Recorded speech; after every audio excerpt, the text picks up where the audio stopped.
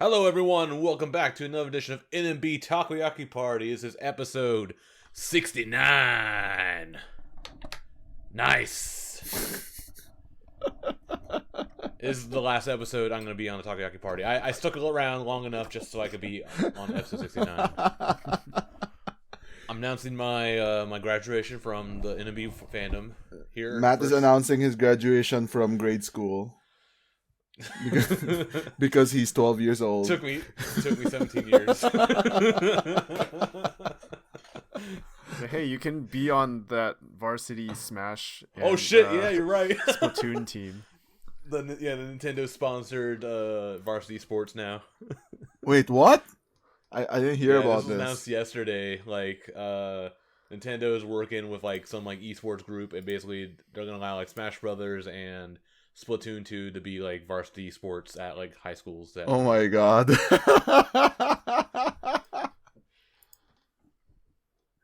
That's hilarious. Look out for me. I'm gonna have like a Letterman's jacket.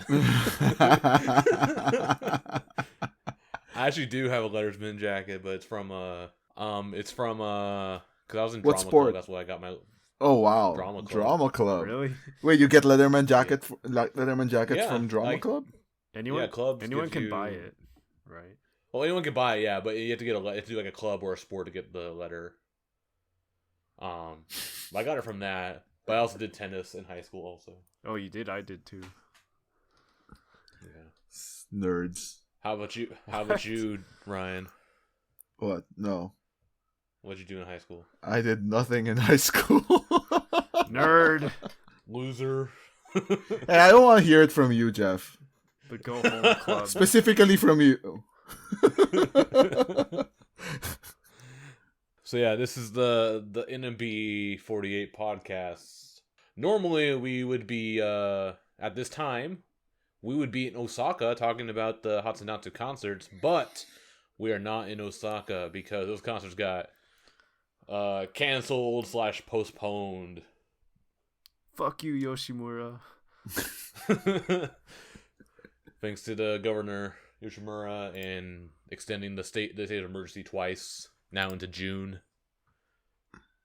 And being the only place that's still like restricting concerts. Yep. I mean, I guess. Which I'm not like too upset that it got delayed. I mean, it sucks it got delayed, but I was like, I think it's a good call. Like, it's a bad time to be doing concerts. Yeah. Like, give it a month. Maybe, like I said, maybe they'll push it to like that July date I was thinking of. Give them a chance to get things under control, hopefully. But I think this might the timing for like the original date for these concerts though, it was like nice because it's gonna line up with the whole Hirapa like collaboration with NMB. That's what Geoff's really excited about. Yeah, because Danceable got added to the date VR thing. The VR thing, as did recently new Senbatsu edition Anshu also got added to the Hirapa VR lineup. But it's kind of weird because like so this thing was supposed to go until like mid-June, right? Like June 16th, I think. Originally. Yeah. But they add these things like so late, and people couldn't even go to them anyway because parks are closed, everything's closed, state of emergency. So it makes you wonder, okay, are they going to extend it like into like past June or into July maybe to hopefully line up with the rescheduled Hatsu Natsu concert stuff? Yeah, I really hope so. It kind of makes sense, but like the USJ thing last year, right? Like the commercial with Ayan, Hasa, whoever, right? Like yeah. That one wasn't they didn't renew anything, they didn't extend anything, so it was just like whatever, like 3-month contract and then that's it. Yep. So that was bullshit. Like it was. Well, that's just a commercial, though. Yeah, we got a commercial, but then no one could actually go to USJ. So from USJ's point of view, it was a fucking waste of money. I mean, in this case, they're actually running special booths and selling special merchandise. So, if they don't actually sell tickets to that, then there's no point for all the money they spent on it. Yeah, so but okay, go ahead. If there's no other contract following this, hopefully they'll extend it. It would make sense. Yeah, I mean it's Hirakata, so there's I don't think it has a whole lot going on over there.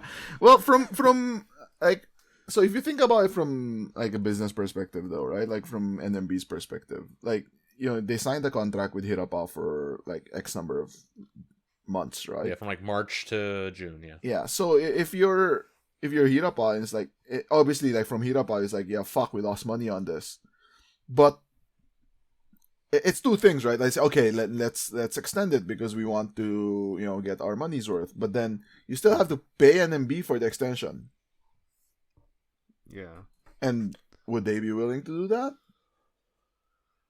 They seem be pretty buddy, even they did the whole stuff last November or whatever. They had that little mini live thing. Yeah, that's true. And then the whole werewolf show thing. So I think they were also a sponsor for the whole Nambattle thing. So hey, the Kuhn Mart needs to be able to use their season passes. So I think it's more of a mutual thing. I think NMB is probably willing to help Kuhn Mart, or not help Kuhn Mart. NMB is willing to help Hirakata, and Hirakata. I mean, fans will definitely be happy. Yeah, especially a lot of them may be in our situation, we're not actually in Osaka, but we would totally spend an extra day in Osaka to go check out Hirakata stuff. Not even an extra day. I think it'd be half a day because I think it closes at 4 or something super early like that.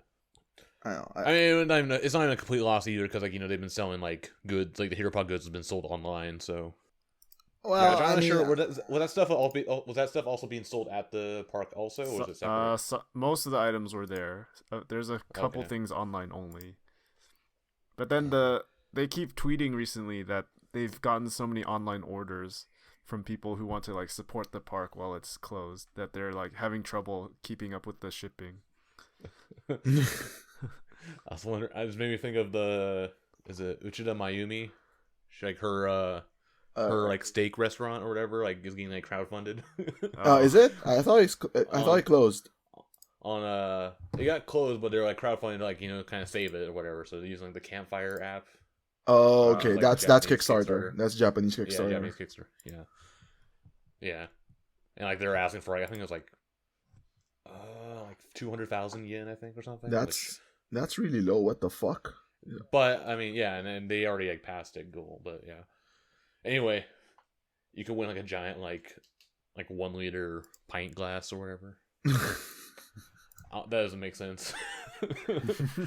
I don't know. The whole concept of the thing with what's the name? Yakiniku Iwa, right? It seemed Iwa, it's even that when it started though, it seemed like a grift. Right?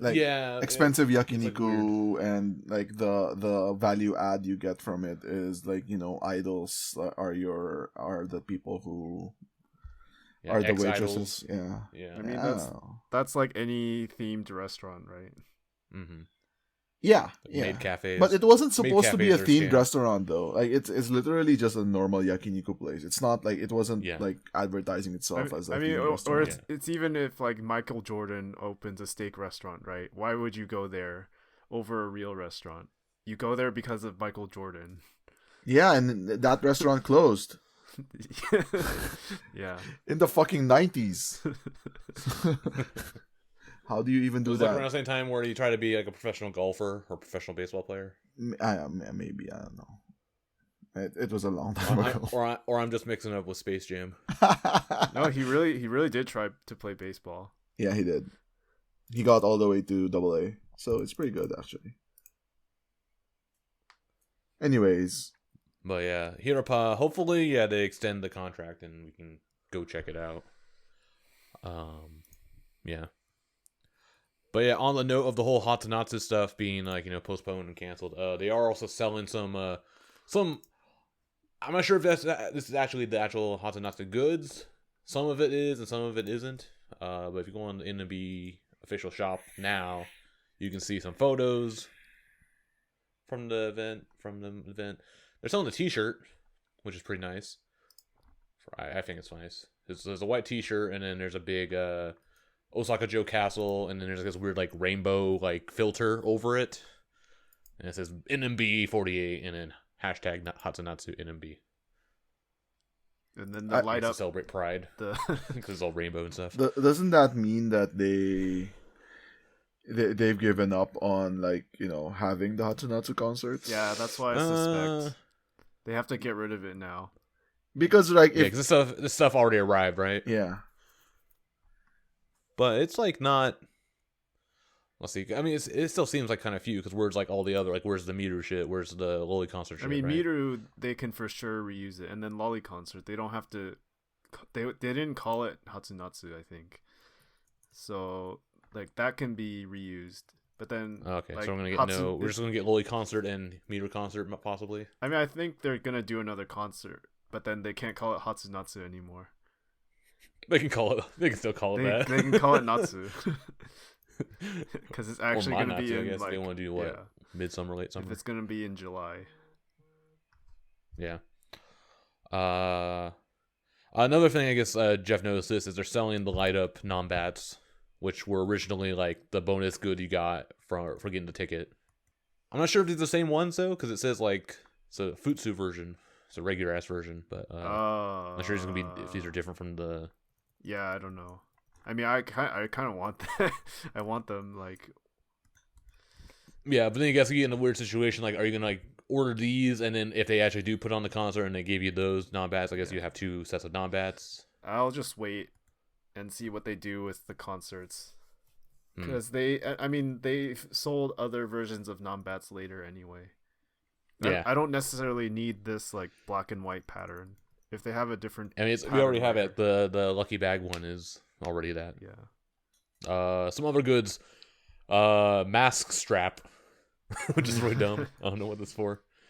You put it, you clip it to like your straps of your like the ear parts of the mask. Yeah. So and then hang over behind you. When you take it off, you hang it around your neck.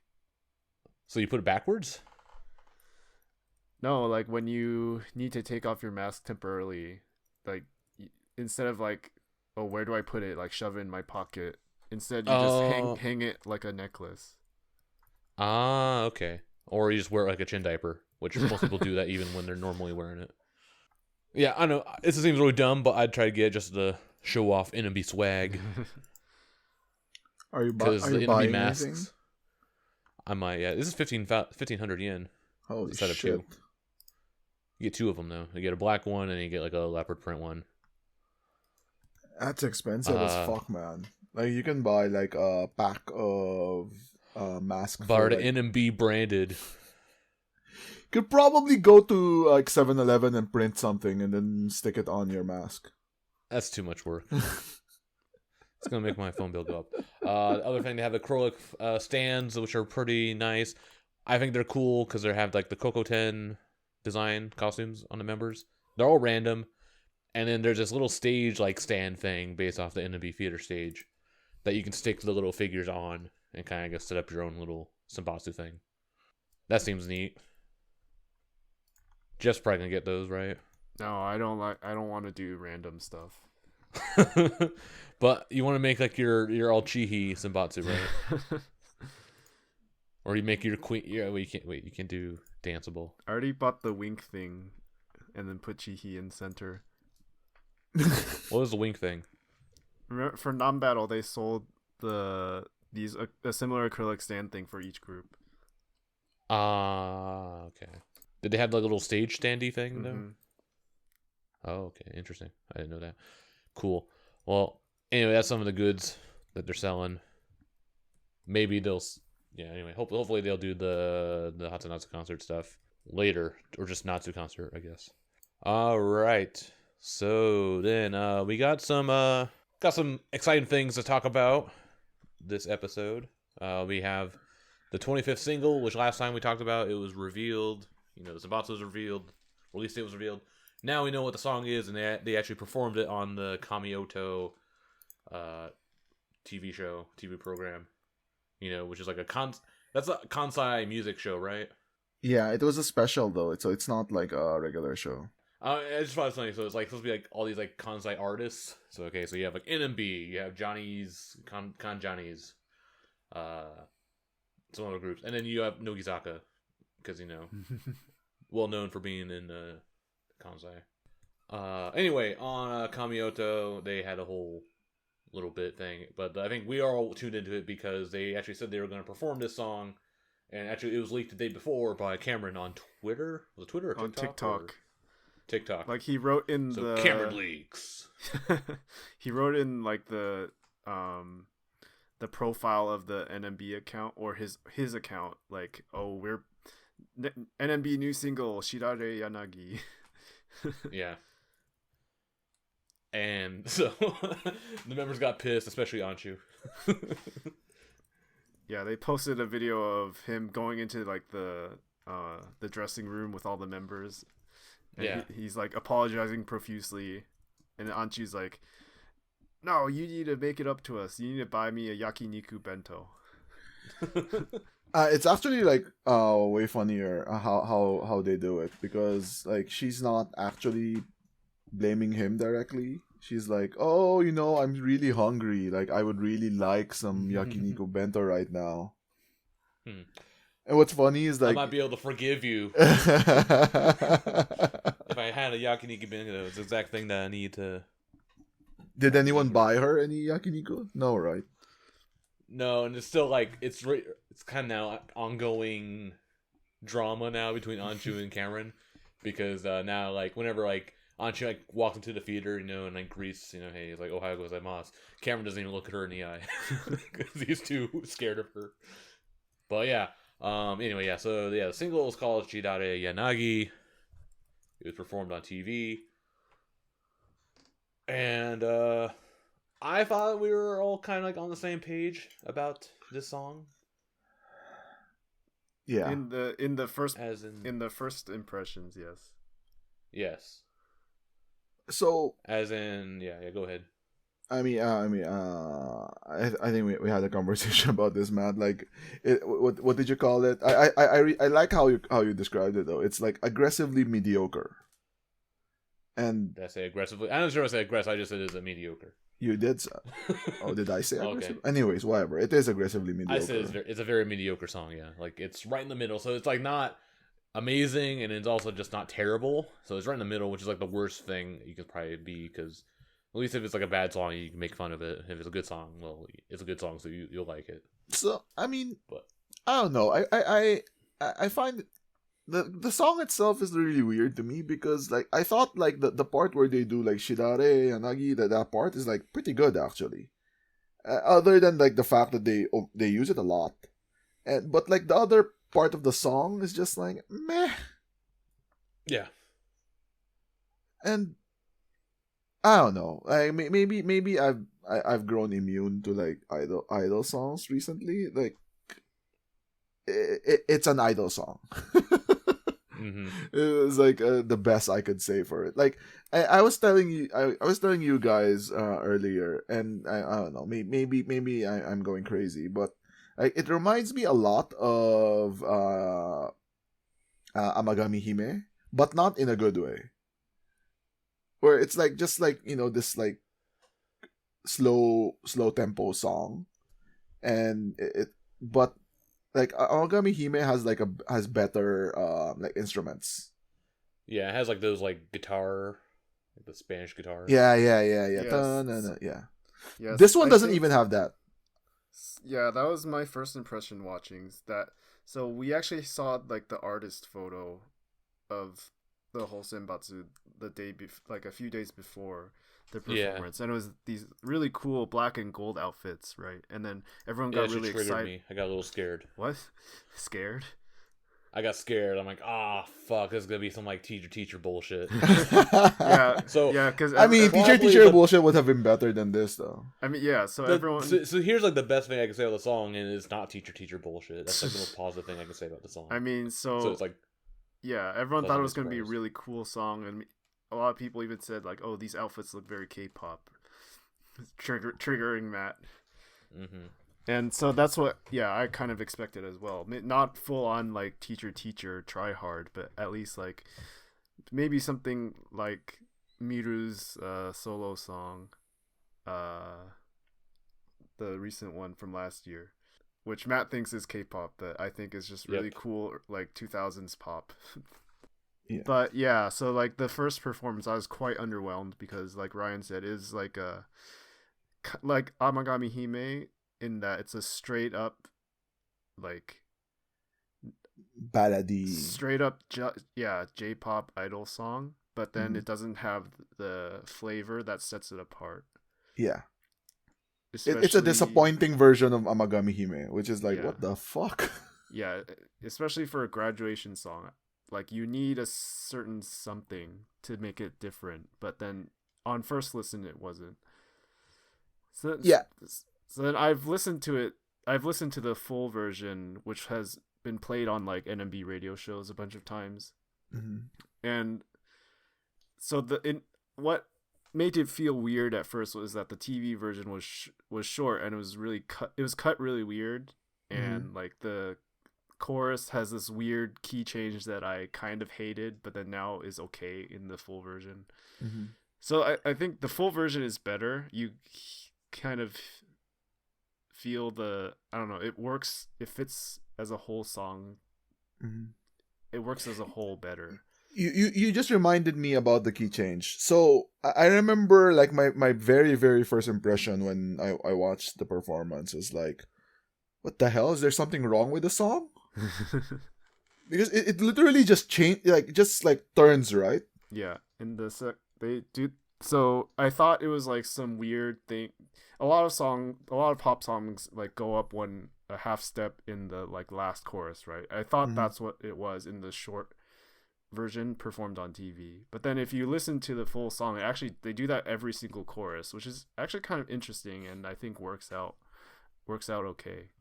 Does it? Like, to me, like, obviously, like, we're amateurs, right? We're not like experts or anything, but to me, it sounded Maybe like, you are. oh, okay, sorry. Me, I'm an amateur. Matt's like the connoisseur, but to me, it sounds like, they just Frankensteined like two melodies. Yes. Right? It was going like this, and whoa, it's a different song. Yeah. Yeah. I mean, I make that complaint a lot about like the cheapo like 48 group songs. It sounds like they had like two different ideas for the chorus and the verse and just put them together. Yeah. I mean, I bitch about this a lot with coupling songs, is that it always sounds like someone had a great idea for an intro, and then they didn't know what to do with the rest of the song. Or they couldn't commit to it the whole way. Yeah. Or they do horns, right? And then they don't do horns the whole way out. Like, I don't know. Like, it's so maybe my opinion will change eventually. Like, for example, Koinanka, right? Like, I don't know. Maybe when I remember when we first talked about it, it was like, idol song, but yeah, we were kind of down on it, and like I think I don't know though. It feels different though, because like Koinanka has like this, like it has a hook. Yeah, and I think like especially like now that more time has passed, it's been like 6 months since that came out, and I think I've especially warmed up to it more. The jiggle dance, hearing it more like in Nambattle and all the other recent stages, and but we have the dumb joke with the jiggle dance. Yeah, now we have the walk up on jiggle. But no, so although I do remember when we talked about Koinanka, I remember us saying that like, oh my god, this is not like like Date Date was like so good compared to this. And I still think that. So if this new song is now worse than Koinanka, then we are like on a downward spiral. Yep. Only Coconut can save us. No, okay, we can talk about that later, but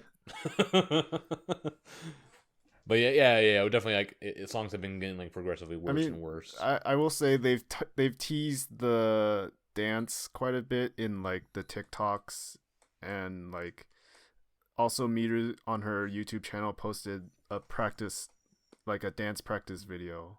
So the dance looks pretty cool. And does it though? Like the dance reminds me of Amagami Hime too. Like the thing where they like line up. Yeah, I mean, we haven't had a song like that since Amagami Hime. I guess like it's similar, like, you know, Amagami Hime, Takane no Ringo. Like, I mean, Takane no Ringo is more upbeat though, but like that in that vein, right? I mean, Bokoi Kaire. Bokoi Kaire sucks. Bokoi just sucks. Like, if you would have like the ranking, the thing we always tease but we never do. But if you had like the single ranking, like Bokoi Kaire would be like, you know, way down in the bottom. It is above. What? Toko no Masesa Mutsume. No, only if you flip the ranking. It's above Don't Look Back for me.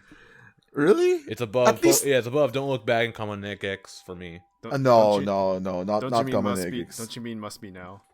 Must Be Now is very, very bottom. So it's not that low. Don't Look Back is just mediocre though. I can't say it's a bad song. I've like turned against Don't Look Back in recent months now. Because you're a Sadaharu fan? I used to like this song. Now I don't like it anymore. Because you're a Sadaharu fan. No. Yeah, Sadaharu's #1 fan. That's me. No, I mean, the song injured her. The song gave her a concussion. I'm so upset about it. I mean, at least Don't Look Back had the stunt. Yeah. So I mean, the good stunt, not the dumb stunt. Not the Leopage bullshit stunt. But like, you know, it has like a stunt, right? So it's more it's fun, I guess. But like, I don't know. So we haven't seen like a full performance of this one, right? But if this one had a stunt, they would have done it in the music show. So this one doesn't even have a stunt. Yeah, I mean, it's not that kind of song either. No, yeah. Yeah, I mean, that's true. Yeah. It's not a kind of song that you would have a stunt. But I don't know. So I'm trying to think. Like, obviously, like, you know, standards are different for like idol songs, right? But there are fun idol songs, like, you know, like Oh My God or Kitagawa Kenji or something like that, right? Like, you know, fun. What out the like, people? I'm not gonna say that, like, you know, Oh My God or Kitagawa Kenji or even What Are the People, right? Like, I'm not gonna say they're good songs. Like, you know, obviously, like, musically or whatever, probably shit songs. But it works as an idol song. It's fun. Yeah. This one, I can't even say that. No, it's just a boring song. Yeah. My hot take first might be, I'm not saying it's the worst. I think it might be second worst NMB grad single. What's the worst? Be careful. Boku wa Inai. Really? I like Boku wa Inai. Yeah. Boku wa Inai. I don't like it because it's too slow and too ballady. So it's Boku wa Inai is also one of those Frankenstein songs. I really, really like the intro. Yeah. But when it turns into like the dance part, I think it turns into shit. Really? Yeah. I think it blends fine. Really? Yeah. Anyway. Yeah. Well, I don't like Bokudate. Oh my god! Like, we should. How dare you? Oh yeah, how dare you, Geoff? you have been banned. You're now banished from this fandom to the Shadow Realm. Go back. Go to AKB. Because Chihhi wasn't in it. But she was though. Is one of the reasons. She is in it. She was. Yeah. No, yeah, she is in it. Anshu's in it too. Everyone was in it. Harakaren was in it. Amimaru was in it. Yeah. Amimaru's only music video. Anyways. Is it Riona's only music Riona is in Hatsukoi. Oh yeah, that's right. But yeah, I mean, it is what it is. But I think I'm gonna like it once I see the full performance, which is it's true. Yeah, I think gonna happen this weekend. When on a special NMB stream. Do you think so, Matt? I feel that I've seen enough where it's probably You watched it once, like 10 minutes before we started recording. No, I told you I saw it the other day. I saw it when it was revealed, and I saw it again. And then immediately forgot. Yeah, for like a month. See, that was how bad it was. Actually, so something that's kind of helped me like kind of warm up to this song a bit more, and I'll just talk about it right now, is on Choo Choo by Daylight, the stream they've been doing, where NMB members play Dead by Daylight. Anchu's the killer, and while she's like killing the other NMB members, she's like singing the song and changing the words to like, was it Shidare Yanagi Abe Wakana? And she's like chasing Akapon. See, I told you guys, like, I like that part. I really like the Shidare Yanagi part. I think that's the best part of the song. But like they just couldn't like build a song around it. I actually like it musically, but then the lyrics, I hate that they repeat Shidare Yanagi so many times. Because like, it's the only good part. I mean, you could have used the same melody and just changed the lyrics and said like 50% more in terms of like the story in the song, rather than saying "Weeping Willow, Weeping Willow, Weeping Willow." I mean, the whoa woes per minute is pretty low on this song, as in it's non-existent. You're not gonna get argument from me in there, but I'm just saying. This is so ShidareYanagi is like the new Date Date. In terms of like, no, Date Date is repeated parts, not as like actual song quality. So Date Date actually makes sense though to repeat, because like it's a word, but it's one of those like pillow. It's like those things that you say because you can't say anything. Filler word. Yeah, filler words. Yeah. So it makes sense to repeat it, but like Shidare Yanagi means nothing. Like you talk to like Japanese person and say, "Hey, Shidare Yanagi," it's like, what the fuck? Yeah. It's like saying Kayaki. Another weirdly named tree. Yes. Yeah. I mean, yeah. Introducing ShidareYanagizaka46, the new group. This is what we're gonna change our name to after we get rid of 48 branding. Yeah. Oh, I mean, we're not gonna talk about this in any of the sections here, so might as well mention it. But Wakapon removed 48 from her handles. It's just Wakapon __. I mean, people being dumb on the internet are like, oh, she hates 48, or like, oh, she's gonna graduate. But no, she's just trying to align her brands with her YouTube. Wakapoon. Yeah, she should have. That's what like her logo looks like. Well, yeah, we'll see with this song how it does. We talk about the rest of the single. They revealed some of the other coupling tracks for this. We'll skip ahead. So the other song that we know that they've actually played and revealed is the Kyunmart song that they got from Nambattle called Erabareshi Monotachi. The chosen ones. The chosen ones. Yeah, just rub it in. Chosen by. So, is Geoff still sore about this? I mean, clearly he is. Are you still sore about it, Matt? I was never sore. You were never sore? No. I think you were. Yeah, you were. I thought it was bullshit, yes. But I'm not like, I'll dogpile on everything. I had a horse in this race as well, so it was okay. Are you saying that Karen looks like a horse? I'm okay with. Yeah, Karen's a horse. The Peter pony. So okay. Let's talk about the song though. Like, how did you guys find this song is much better than Shidare Yanagi in my opinion. I liked it right away. What do you think, Geoff? I don't like it, Oh, and not just because it's Kyunmart. But it feels like one of those cheap B-sides. Yeah, I agree. I agree That's that a little harsh. I agree that it harsh. sounds like one of those cheap B-sides, but I enjoy. Not that I enjoy. I will praise them for at least trying to do something different musically.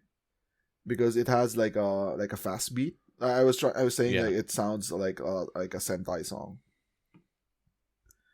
I don't know if that's accurate or not, but that's the impression I got. Could be that makes sense, especially because they're doing the whole like Asian blue, Asian pink, Asian red stuff too. Which I mean, not Rangers, but still yeah. The whole story of the music video. I thought the video itself though, like at least they tried.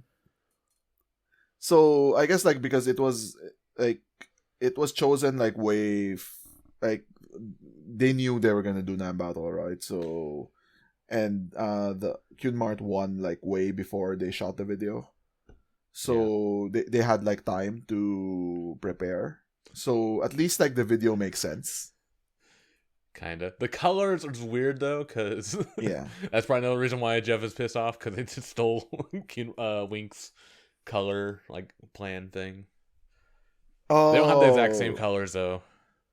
Okay, well, I mean, the concept is, if the concept is Sentai, right? Then you have to do it by color. So going to conspiracy theory, it was supposed to be Wink's song. Right? No, I mean, fate didn't work. No, I mean, this is pretty clearly a song. Like, they could have slotted any group in here, and yeah, of course. Worked. You think like Akimoto like gives a shit about Nambattle? Of course. Yeah, not. He doesn't give a shit about Senkyo. Yeah. But, I mean, like, if it was like actually Cunmart, they would have probably tried to do some cute song, right? If not like convenience store themed. Yeah, it would have been I Love Udon too. I Love Family Chicken. Cune Chicken. Yeah. No, it's Peter Chicken. I mean, they also performed this at the theater at one of the Cunmart stages. Finally, it's their actual real encore song. So they actually, when they came on, it was pretty fun. They had the whole intro thing. It's like, Agent Red reporting for duty, and then she's like waiting for everyone else. Like, oh, they're late. So they actually and they kept on. They actually performed 2 songs in the encore now. No, it's just this song. Oh, there's no more. They do it instead Koinanka. of Koinanka. Yeah, they always do that. Like, the intro is pretty funny. They make fun of IP now because so her color's Agent Lime, but they call her Agent Slime. And she gets mad about it. So is that her new character? Like, she gets angry? Yeah, I guess so. Or they're just teasing her. But yeah, I really like the song. It's really colorful and upbeat and fun. I just wanted to add, it has the biggest pet peeve I have with 48 songs, which is like squeezing the lyrics, as many lyrics as you can into a line, like without regard to the melody. It sounds like they're just like talking way too fast or something. Yeah. That just adds to like the cheapness feeling for me. Okay. Well, anyway, there's a music video of that's up on YouTube. You can check that out. Yeah. And then they also revealed the other coupling tracks, well, at least the names of them and what they mostly consist of. So, Type A is gonna have a song called Otoshiana it's gonna have some members, but the only confirmed member right now is Kokona, and she is the center. And that's all there is to say about that. Type B has a song called Ali Lemon Kisetsu, with Kaito, Hasa, Anon, Okamoto Reina, Fuwa, Miu, and Mochan. Which is this like kind of like their maybe next gen push song, I guess. Well, then why is Hasa there? She's next gen, and she's not Senbatsu. So they gotta let her do something.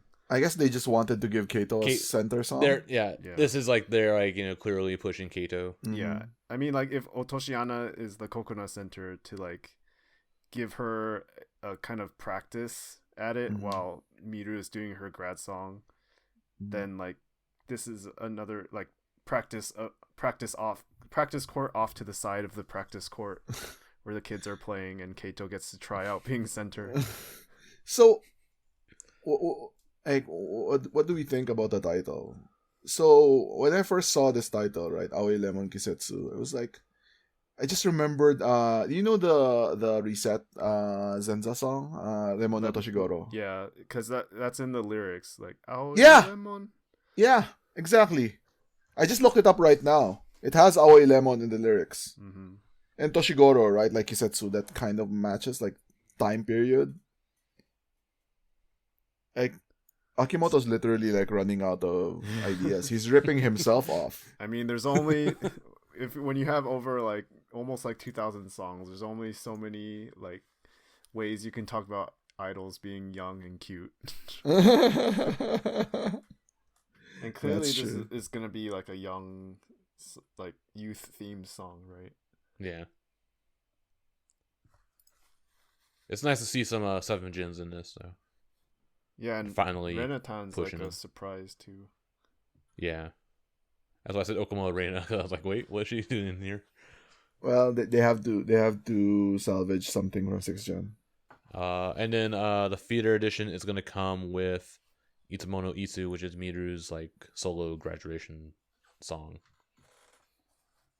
Which means that. But yeah, this is a that pretty chair.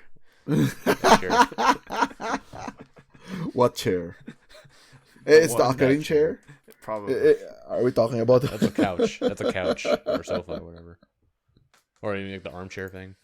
But yeah, it's kind of a weird like light single. So like the only videos on the DVD is gonna be Shidare Yanagi. I think it's like regular video, dance video version, and then I mean, they're clearly just like the trying to like save money, I guess. Like, yeah, and like doing what they can in like under like our current situation. Yeah, because like the like if you look at like what's in the CDs, right? Like there's just like running out of like stuff to give away. Yeah, there's only 2 songs per CD too. Yeah, usually there's like 3. Yeah, exactly. So like there's not even like any like special like Date feeling couple thing or whatever in this one. Yeah, it's a cash grab, I guess. I mean, it is what it is, I guess. Yeah, I mean, but it's not doesn't seem too exciting. Based on they have based on like Hanashikai sales, it's not doing that bad. It seems. But like Hanashikai like sells less than normal handshakes though, so it's hard to compare to. I guess you can compare it to Koinanka, I guess, but you have to remove like Ion, Saipi, and like all those like full slot members. So Suuchan and Mikana. Suuchan, yeah, okay. Yeah, so given that, it's not doing that bad, right? No, wait. I mean, no. Why are you saying given that though? Because like, let's say like you remove all of that, then that's like a massive hit to the sales. So you're looking at like sold out slots, right? But it doesn't matter because you've lost like hundreds of slots. Isn't it still like, I don't know, I haven't looked at 6 times 6, 36 per member if they're like 6 slots. So yeah, times 4. You see those 3 members, those 4 members, it's like 100, 120. Okay, maybe you're right, but it's not. I mean, yeah, it's less. It's a less number. It's a smaller number, but yeah, it's still like not super different. They're at like what? It's round 4 right now. Round 5 right now. Round 4. 46% sales right now. Only 3 members are completely sold out though. Miru, Kojidin, and Kokona. Yeah, I don't know. Like I think it's the slow down, or it's the slow decline. I mean, it's not even a slow decline now. It's like a fucking cliff. Free fall. Yeah, I don't know. I maybe maybe like when the actual CD comes out and we see the sales, like it will. It will surprise us and it will do better, but I cannot imagine that it will do better than Koinanka. Yeah, and they're adding they added stuff to this for the, in addition to the Hanashikai stuff. So they also added a new thing last week. So Miru does like her drawings of the members, and there's a whole YouTube video of that. So they're selling those drawings with photos of the members, and then you can apply for those, and it's very similar to like the ring phone card bullshit from last year. which I still have like PTSD from buying so many. So essentially, it's doing the same thing where you pay first, lose later, where you're paying for the random photo, which includes like a meter drawing, and you have the chance to win a signed Kai of the member that you picked. And it's going to be limited quantities, but we don't know exactly how limited that will be. But I didn't go as crazy as I normally do with, as I did with like the ring phone cards, because I'm not that desperate to win these, because there's better options already. We'll see. I only bought 3. I think like I mean, we can discuss those events, but I think that's actually a sign, right, that they're not confident in their sales. That's why they're selling more and trying to. Yeah, I mean, they did the same. They did the same thing with Hatsukoi, where they did the 2-shot Namashiki 2 shots. Couldn't trust Yuri's graduation on her own. I mean, it did do like a pretty big hit. I mean, Ryan doesn't even do him anymore. What? Ryan and all the Yuri fans. Yeah, I was just discussing with my friend last week about like how easy it is. Like, so if you lose your Oshi, right? Like, you know, it just goes away. Like, you don't. I feel no need to buy any CDs anymore. Which is great for my wallet, I guess. But it's kind of sad. How many have you bought, Matt? Are you willing to say that here? For the single? Yeah. Or fuck. I think 200 something. Oh, really? That's more than me. Jesus. Holy shit. See, this is why Anchu only is like 80 of Senbatsu. those, and only 80 of those is Anchu. Oh man. Because you always do the stupid doubling up thing. I value my time. And also the members I like to see are at least somewhat lined up nicely for this. But yeah, when do the events start? Actually, when does this thing sell? July 4th. Oh wow. Well, July 4th is the first Hanashikai, and like the sign Kai is like June 27th, I think. If you win it.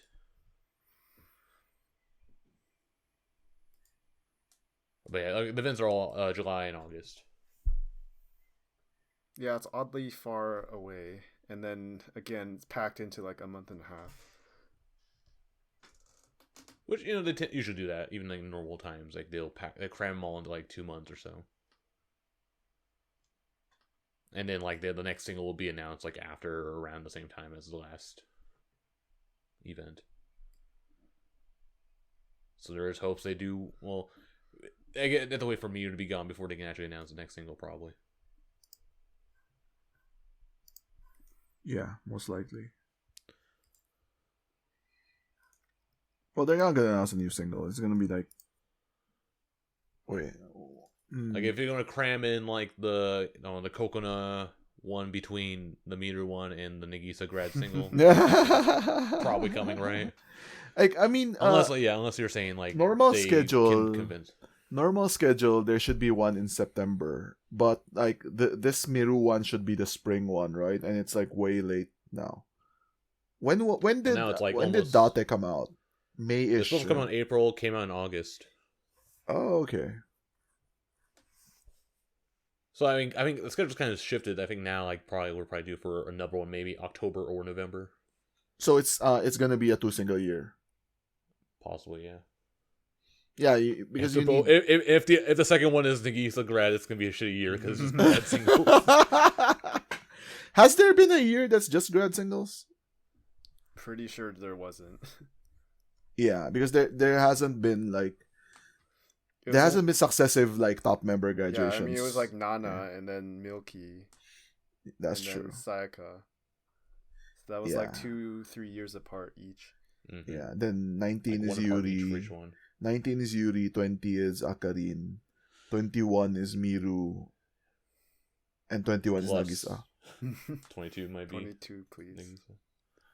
I don't know. Like, if they can convince her to stay, an extra year. I mean, when you listen to her and like how she talks and like how she talks about NMB, like it does feel like she's in for the long haul. But everyone does that though. So because it seems like recently she's been taking more of like a leadership role. Yeah. Which is like, which you can see it both ways though. It could be good because like that means okay, she's gonna be a leader, she's gonna lead NMB for the foreseeable future, right? Or it means that she's like she decided to quit, so she's like okay, I have to do as much as I can for NMB while I'm still here. Like Miru during so doing like what Miru did. Yeah, like Miru during Nambattle. Right, or like even like Akarin immediately before she graduated, right? She did like a lot of NMB stuff. I mean, she was doing that since Sayaka graduated. Yeah. I guess so. Yeah, I guess so. Because we always say she's like the shadow captain behind Kojujin. Yeah, I guess so. I was trying to think of Yuri, but like she didn't do anything. No difference. Yuri's a quitter. Just a quitter.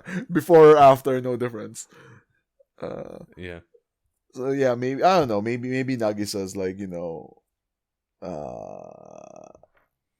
gonna be the leader. But like I don't know. We talked about this when Miru graduated. It was like it might be good for NMB for Nagisa to just go away. So it's like a complete rip off the Band-Aid. Yeah, rip off the Band-Aid. It's like a completely new group. Because like I mean, I don't know if I can take another one though. Like let's say in September or whatever, right? Nagisa's like, oh, graduating, so new single, graduation single. It's like a fuck no. Yeah, I don't think if there's any reason to stop one, it's now because there's just been too many in a row. Yeah, maybe they'll be able to convince Nagisa to stay another year. Like if you graduate, we're gonna relegate you to like late night shows again. Well, we'll see. We'll see how it goes, but I'm not that confident that she's gonna stay. Because like if you think about it from her point of view, right? Like, what's there to stay for? But we'll see. Hey, okay. Let's see. Should we move on then? From the single? Yeah, because we are like Sunshine and Roses here, right? Sunshine Rose Cast. It's the other name of the podcast. Okay, next up, actually, this is kind of Sunshine Rose stuff. Momone won the Photobook app game bullshit contest. This is the exact name of the contest name too. Suck it, SKE. Yeah, so this has actually been going on for a while. Like it happened started in March or March. It ran for a long time, right? It's these are always 2 months because the first month is like you have to be in the top however many to make it to the actual one the next month. But they changed the rules because there weren't enough people to actually sign up. Yeah. So everyone got automatically put into the finals. Yeah, something like that. And then how this worked out was okay. So what was it? So it's AKB app, SKE app, NMB app, STU app, STU app. Yeah, they're all different kind of games. So NMB has the infamous mahjong one that Geoff always likes to talk about. One of them is sevens, one of them is bootleg Uno, and so on. Anyway, you play those games enough time, you get enough points. You can eventually earn a vote, and then you can use those votes to vote for the member of your choice. And so for NMB, it was just Momone and Uka. Mm-hmm. And I don't know when eventually, but eventually I guess support for Uka kind of dropped partway through, and everyone just started pushing for Momone. From the first few days, Momone was already in second or third, and then Uka was still sixth, or eighth or something. Yeah, 6 or 7, yeah. So then when I saw that, I didn't play at all in the first month when it was the preliminary round. But then when I saw that Momone was second, I was like, whoa, if she keeps this up, everyone will also get motivated to keep playing. So that's when I started playing. So her strategy worked. Yep. Yeah, and then there's the whole bandwagon. Okay, well, NMB wants to beat SKE. Well, actually, for the longest time, it was Mukaichi Mion. She was neck and neck for first with Momone. Even though she said she didn't want a photo book. Yeah. she just joined because she's the general manager or whatever, so it's like her responsibility. And then out of nowhere, like this random SKE girl showed up, and then SKE fans did what they did, which is wail hard and try to game the system. Yeah, I mean, like, so the key thing was that you earn votes by playing the game and collecting points, but then you can hold those votes. You can vote immediately as you get them, or hold them all until the end. Yeah. So you could, like, I was voting as I went along because I wanted to keep like momentum for Momone and then hopefully attract more people to help support her. But then, like, clearly a lot of her like hardcore fans were holding back like dozens and dozens of votes, which was a good strategy apparently. Yeah. So then, like, the last 2 days it went back and forth between her and the SKE girl, like with huge vote dumps at different times of the day. Yeah. And then, like, when the last like hour, 2 hours, eventually there was like, I think like a like 1,000 or 2,000 vote lead between the two of them, or gap between the two of them. Yeah, and we were kind of worried, right? Like that SKE might catch up. Yeah, because we've been traumatized by that before.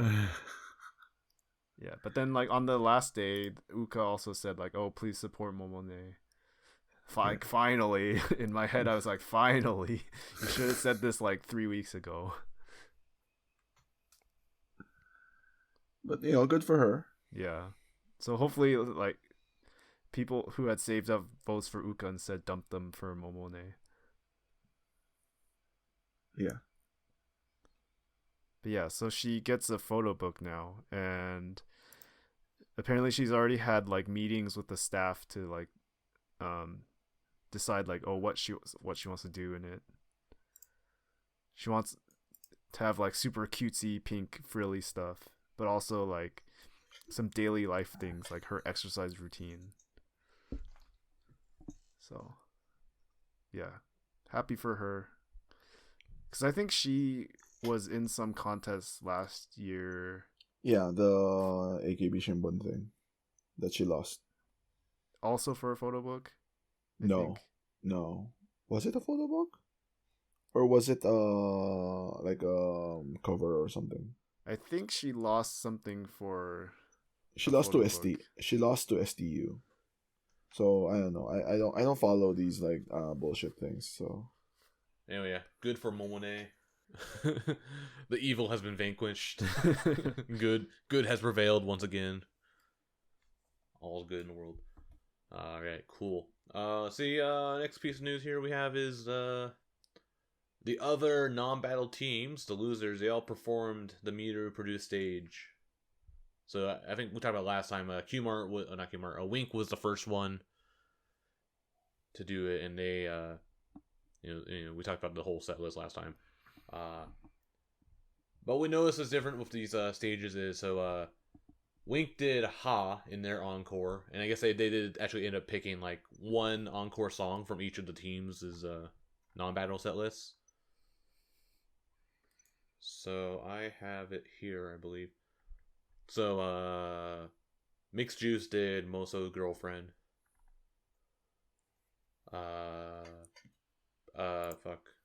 Chosetsukawa did the wrong AKB song. Ruby. No, that was Leopage. Oh, Kawaii. Did Poster or whatever. Oh, sorry. Ankyori Poster's good, but yeah, I would have preferred Skinanda. Yeah, right. And then Frontier did Pioneer, which is a good choice. Ryan's angry because it's not Yuri's. the two Yuri songs they could have picked. Yeah, and they didn't choose that. Like, so disappointing. You had one. You had one right answer. And they picked the wrong answer. Yeah. And then Leopage did Ruby, which okay. Well, considering like Don't Look Back is already in the main set list, and the other song is Teacher, I think. I wanted Teacher. I want him to do Don't Look Back, but Sad Haru version. But yeah, going by this, I think two So going by all of the Miru produced stage like encore songs they picked, all 5 groups, 2 out of the 5 were the correct choice. So only Mixed Juice and Frontier got it right. Wink should have done Ooh Ho Ho. Wink should have done Skinanda. Well, Wink apparently only has 7 members, so Yeah. Well, a rotating member. and they bought Mighty and now Miracle.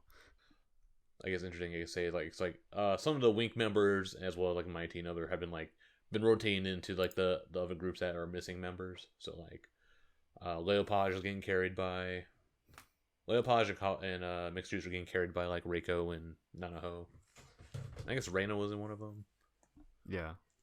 And I guess Yuino was in one too. Where's Chihhi and Anshu? They have outside work. I like this story. But yeah, you can actually check out clips of those not clips, but actual full-on videos of those performances on YouTube. They filmed them with drones, and everyone's making fun of them because like I guess the quality on the drone was really crappy at first. I think because it was weird, like upload compression issues or whatever. Mm-hmm. But you can check those out. They're interesting. And also apparently they film the drone performance like after the main stage, so then like everyone's super exhausted. Okay. Yeah. So then like during the main show, like I was wondering why I didn't see the drone on stage or something. That's why. They do it again afterwards. And also apparently Chika Poyo controls the drone and he crashed it into the wall once. And I guess the drone is also like it's a weird like sponsorship thing. Like Joshin is the one that actually gave him the drone or sold him the drone or whatever. So it's a weird like 2-way thing. So it's promoting NMB and it's also promoting Joshin. Like, hey, you can buy this drone too, and it's like I think $200 or whatever. And then most of the groups also have the first 3 songs on YouTube, I think. Yeah. Oh, the first songs, right? Yeah, they do the same thing, right? During Nambattle, they would show like the first 3 songs just to Get interest, just to entice someone. Yeah, and tell everyone, hey, if you want to watch the rest of this, go sign in for DMM. Yeah, the first hit's free. Yeah. Okay, we talked about this last time. Now we actually know what it is. So episode 1 happened. The episode 1 award show special. Essentially, it was a weird like film festival thing, as we kind of talked about. Now we actually know. And they did 3 like little episodes in one episode. If that makes sense. Like 3 movies in one show. I don't remember all of the details. It's been a month. I only watched the last one, but the important thing was that Suuchan was in it. Oh yeah. And the fucked up part was appearance. like it was like a love story too. So it was just like oh my god, it was so uncomfortable. With Mikana too. Yeah. Yeah. It was like yeah, we can talk about that. Yeah. it just like Mikana puts everything Suuchan. in a new light. Basically. Yeah. Love story, body swap, like Freaky Friday situation. Yeah. Love story. Yeah. It's pretty funny. So that was one of the stories. The other one had Ray, Wakapon, and Mew. And that was like hey, we're gonna go check out the Village of Liars. It's like some like weird like fairy tale kind of story. That one actually was pretty interesting. It was actually fun to watch. And then the other one they did was with Kokona, Kato, and Misaki.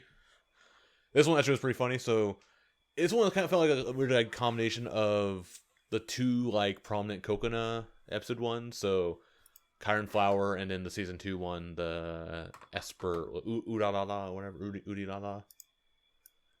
From season 2, yeah. Yeah. Yeah. It kind of felt like a combination of those 2 things. Like that's kind of what they're going for with that vibe.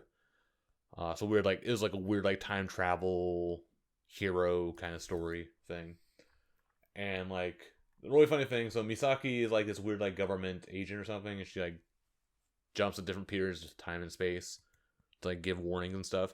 And she only speaks in English, and then there's like Japanese subtitles. Yeah. And then the really weird thing is, like, she's talking to Coconut in English, and Coconut understands her and responds to her in Japanese. It's like, haven't you ever heard of a new universal translator? I guess so. Yeah. But that was pretty funny. Yeah. Anyway, it was pretty fun to watch. And then they gave out like awards, best actress, best movie, and stuff. And I think it was the Village of Liars one with Wakapon and Ray. That was the one that won. Spoilers. But I won't reveal the other ones because I can't remember who actually won all the other awards. But yeah, the whole one. The thing with Mikana and Suuchan is just really weird to watch. But it's her last appearance in NMB, and actually we can kind of transition over to that then. Is it time for that now? Yeah, it's time for that. Or should we take a break before we talk about that? Yeah, let's take a break. Let's take a break. Okay, we're back and we'll talk about Suuchan, the ongoing saga of the Suuchan saga.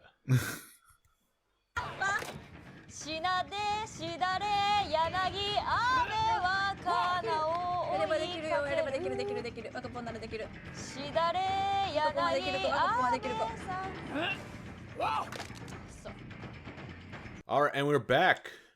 So, next piece of news, the ongoing saga of the Suuchan saga. Part 2, and probably the last part in this whole ongoing series. Yokono Sumire is no longer with NMB 48. Our long national nightmare is over. Yeah, our 2-month-long national nightmare is over. Like 2 months, like exactly, like from like when the news broke out. I guess I think it was literally the 23rd when that news came out. What's 23rd? 23rd is a Sunday. Yeah, I think it was like March 23rd ish. Yeah, and then May 23rd is when this news. Oh yeah, out. so it was like 2 months. Yeah, which is kind of spooky. Yeah, if you ask me. So like complete radio silence from management and Suuchan this whole time. Which, I mean, we already kind of discussed that last time, like why they do it, because it's just what they do. Yeah, but yeah, I guess they just put out like a blog post. Cameron wrote it out. And it's like, yeah, Suuchan, well, I guess their wording is withdrew from the group. Yeah. Which... Did they even did they give an excuse? Did they say like because of her sickness or whatever? Because they kept claiming she was sick, right? Nope. Just said requested to withdraw from the group. I see.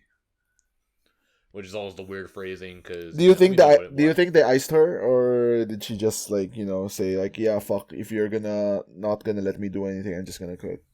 Well, I mean, if they were gonna do that, like, why would they wait until 2 months for her to decide to do that? Like, no, I mean that's what I'm saying. Maybe they were maybe they gave her like, okay, we're suspended until this whole thing dies down, and then she's like, yeah, no, fuck this. I don't know. It's hard to say. Yeah, I mean we don't know, right? Really, so. Yeah, we don't know. That's like pure speculation. Yeah, it's pretty much just kind of going by it. I mean, I guess we have the experience. We have like the similar experience with this with Azusa, right? Yeah, and she actually talked about this in her like that stupid TV appearance where they wanted to suspend her, and she was like, "Yeah, fuck you. You can't suspend me because I quit." Yeah, and they're like, but that was like I think her like issues were a bit more kind of behind the scenes. Yeah. Didn't really get publicized. Yeah, so this was that's like when she left, it was kind of like everyone's like, "What the fuck? What happened?" Yeah. Whereas Suuchan is like quite the opposite. It was well publicized. Yeah. So her leaving, actually, the timing just seems weird. Like, okay, 2 months. I mean, keep on hammering on this, but yeah, I mean, like it's a long time to not do anything. There were so many points where we thought something might come out, right? Because there was like the all the non-battle group like Hanashikai. And then they said like, oh, we will decide if Suuchan is gonna appear. Yeah. And then like there was the first Leopage performance of the Miru produced stage, and we were wondering, okay, well, Suuchan's probably not gonna perform, but like maybe she'll like come out at the end and announce graduation or something, or like somebody would say something, but nothing happened. So, and then like a random Tuesday we get a blog post. Was it Tuesday? No, it was a Sunday. Oh, it was Sunday. Well, Sunday was the Q-Mart show. No, So I think it was a Monday. I think it was Monday. Random day with like out of the blue blog post, and then like Kojirin has to like tweet and apologize. You know what's funny is that like a lot of members, right, like tweeted follow-ups to it. I think like management like got kind of scared of like, you know, Wota's like getting really angry about like them not, you know, addressing these things. So they're like, okay, everyone address it. And then because like everyone addressed it, it just felt weird. Yeah, well, not everyone did. The glaring one is Harakaran, where she just posted a like a wilting flower. Wilting flower emoji. I mean, that's clearly like a personal level. Like a few members said like, "Oh, Suuchan, I love you. Like we're still best friends or whatever." Like that was Karin and Yuria. Well, because we can't hear from her other best friend because she's sick, quote unquote. So yeah, everyone came out of woodwork and like said some comment about Suuchan. Okay, let's just go around, I guess. Like hot takes. Well, not hot take. Reactions. Like my reaction was like, you know, thank God it's over. Okay. Yeah, same. How about you, Matt? I think Matt's first reaction was fuck. I was like, why? Yes, that's what she did. Yes, I was thinking. Okay, it was like that long. She should have just came back, right? But I think maybe she quit because basically she like didn't want to face the music, and then we even have like, you know. Yeah, this was the coward's way out, right? Like, yeah. People always say that like, you know, Riripon had like massive balls, right? Like when she came back, because like she caused like all these issues, right? And then she still came back and, you know, still did handshake events and and faced the music security. Right? Yeah. But like normally like it would work this way. It's like, you know, just turn tail and run. Yeah, the coward way out. Yeah. I mean, I guess because there were like, I guess, comments like she like will like get like bad comments and, you know, disgusting comments like in her showrooms and stuff, and I guess she doesn't take criticism very well or any kind of like that kind of stuff very well. So it's just probably been like sensory overload for her. I mean, everyone has free will, free choice to do whatever. Yeah, and I mean, like and choices have consequences. Yeah, we talked about this before, right? We won't debate the merits of the dating ban. Yeah, we won't. Yeah. But the reality is that there are we don't know like how many fans, but there's a significant like number of fans who will be upset by this, and that will dictate like management's reaction to this, because they need to maintain their image, like among the fans, among the sponsors, things like that. It's the industry that you're in, and, you know, I'm sorry, like, you know, free will and all of that, but like when they say like freedom, right? They don't say freedom without consequences, right? And this is the consequence. Yeah, I mean, we don't even need to go that far, right? It's a private employer, like they can, like they can fire you for whatever reason. For other bullshit, at will employment. Yeah, that's true. And we don't know if she was fired or not, by the way. So yeah, but she was effectively fired, I guess. Maybe they gave her the out, right? Say, okay, you can quit. You can quit and get a graduation thing or whatever, or you can just leave. It's possible they were like negotiating like whatever internal punishment, and then like it either took this long, and then at the end of the day she decided no, or like I don't know, they had already started carrying out the punishment, but then she snapped and like changed her mind. Yeah. I don't know. Or they were waiting out contracts. Yeah.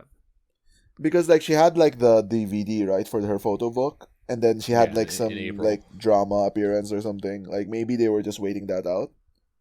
Yeah, and then like the Hirapa thing too. Well, not that. Well, that and then also the Grab Your Non-Battle, the weekly, was it Weekly Playboy or Weekly Flash? Weekly Flash. Yeah. Which is really awkward. Yeah. Yeah. I mean, yeah. So they couldn't they had to I think it's partly that though. Like from Yoshimoto's point of view, it was like, well, we're not gonna pay like penalties to whoever, right? To Flash or to like pull her out of UTB this. or yeah. Yeah. So we'll wait it out, or we'll suspend her, right? We'll wait it out, and then maybe the thing expired, the contract expired, and it's like, okay, now we can fire her.